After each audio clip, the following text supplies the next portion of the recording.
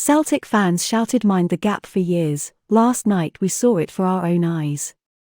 Trying not to be too hard on this team, as I think we all would have taken football in Europe after Christmas. In fact, at the start of the season, we would have laughed at the idea.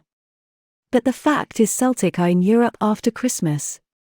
Our gutted leader and Celtic manager admits there's still a gap between Celtic and Europe's top flight clubs. No shit, Sherlock, we've known this for years.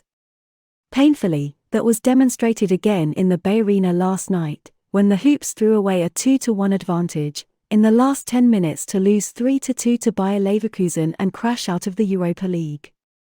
Celtic FC now have the consolation of the Conference League to look forward to after the turn of the year, the third European competition this season after slipping out of the Champions League to Denmark's FC Midtjylland in July.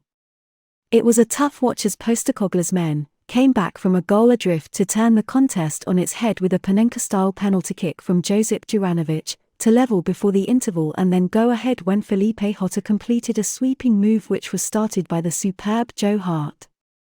The disappointed Greek-Australian gaffer admitted, "We are not at this level yet. We kind of hung in there, gave ourselves a chance to pull off a great result, but, ultimately, they're a good team.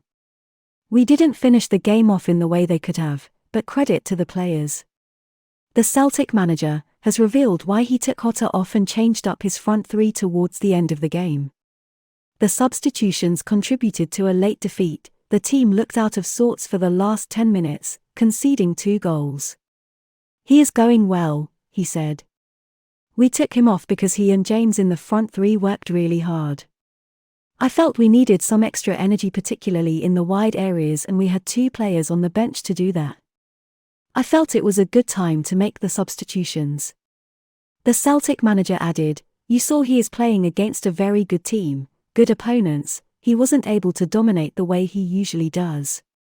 He just needs to keep working at it. He's a young guy and he's still learning. He took his goal really well, which again showed his quality. But there are still a lot of areas he needs to develop, and the more we push him to play the football we do, the more he will develop. He wants to. He knows he still has a lot to learn. The gap in quality between our first 11 and what's on the bench has to be addressed. If we had like-for-like replacements or better options on the bench, there's every chance we see that game out or grab at least a draw." No one will ever be able to say for definite, but many Celtic fans are convinced that if Jota and James Forrest had played the full 90 minutes against Bayer Leverkusen, their side would still be in the Europa League this morning. But I tell you one thing, fellow Celtic fans, listen to what we are moaning about. Are we really in such a bad place? Just think back to last season for a wee wake-up call. No Celtic transfer news today.